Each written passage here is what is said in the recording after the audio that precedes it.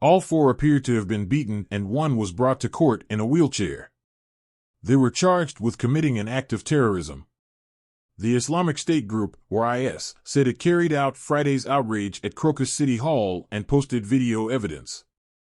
Russian officials have claimed, without evidence, Ukrainian involvement.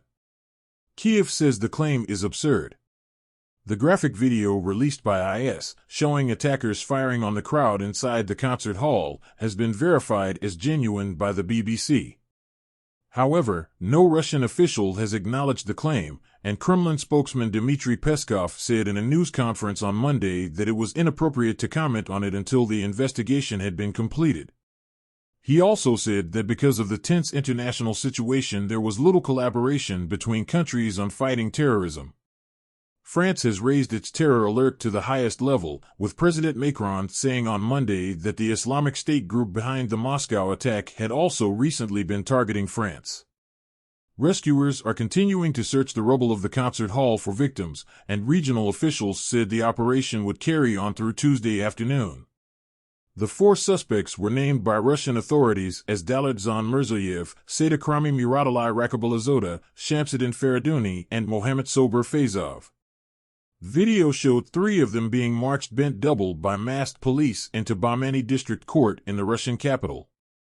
All appear to have been beaten. The videos of brutal interrogation sessions were apparently leaked by Russian security forces, and reports suggest at least one had suffered electric shocks.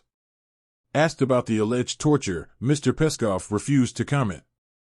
The men the court identified as Mirzoyev and Rakabalazota had black eyes, and the latter's ear was heavily bandaged, reportedly from it being partially severed during his arrest. Mirzoyev also appeared to have a torn plastic bag wrapped around his neck. The face of the man identified as Faradouni was badly swollen, while the man named as Fayzov appeared to lose consciousness as he was brought into court in a wheelchair wearing a thin hospital gown. He appeared to have an eye missing, according to the Reuters news agency. All were held in a glass-paneled booth and guarded by masked police during their time in court. A court statement on the Telegram messaging service said Mirzoyev had admitted his guilt in full, while Rakabalazota also admitted guilt. The men were identified as citizens of Tajikistan, Russia's state news agency TASS said. All four are to be held in pretrial detention until at least May 22, the court added. The attack has raised questions about Russia's moratorium on the death penalty, with several senior officials calling for it to be lifted. However, Mr. Peskov said the Russian authorities are not taking part in this discussion. Four gunmen on Friday night stormed the Crocus City Hall in Krasnogorsk, a northern Moscow suburb, and began firing on some of the estimated 6,000 people who were attending a rock concert. The attackers also set fires which engulfed the venue and caused the roof to collapse. Russian authorities said 137 people were killed and more than 100 injured. The men who appeared in court on Sunday were arrested in the Bryansk region around 14 hours after the attack, Russia's Federal Security Service, FSB, said. Bryansk is around 400 kilometers, 250 miles southwest of Moscow. Officials have suggested, without evidence, that the attackers were being helped by Ukraine and Kyiv had prepared a window to allow them to cross the border and escape into its territory. Ukraine's President Volodymyr Zelensky on Sunday rejected the claims, and his military intelligence directorate said it was absurd to suggest the men were trying to cross a heavily mined border, teeming with hundreds of thousands of Russian soldiers, to reach safety.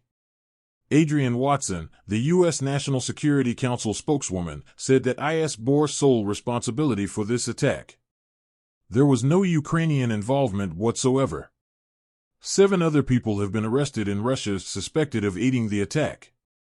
The U.S. warned Moscow earlier this month of a possible attack in Russia aimed at large gatherings before issuing a public advisory to citizens in the country. The alert was roundly dismissed by the Kremlin as propaganda and an attempt to meddle in its presidential election. Washington said after the attack that it had no reason to doubt the IS claim. It would not be the first time IS and its allies have attacked Russia or its interests abroad.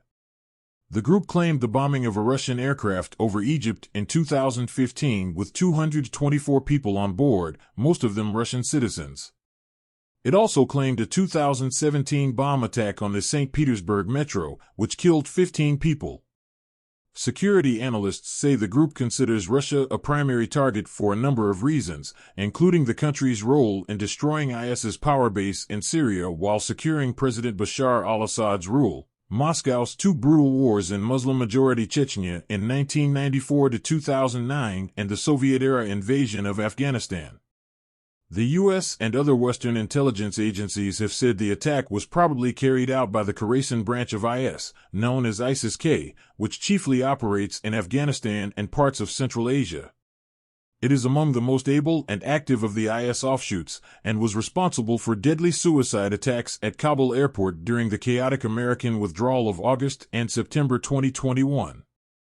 ISIS-K frequently criticizes President Vladimir Putin in its propaganda.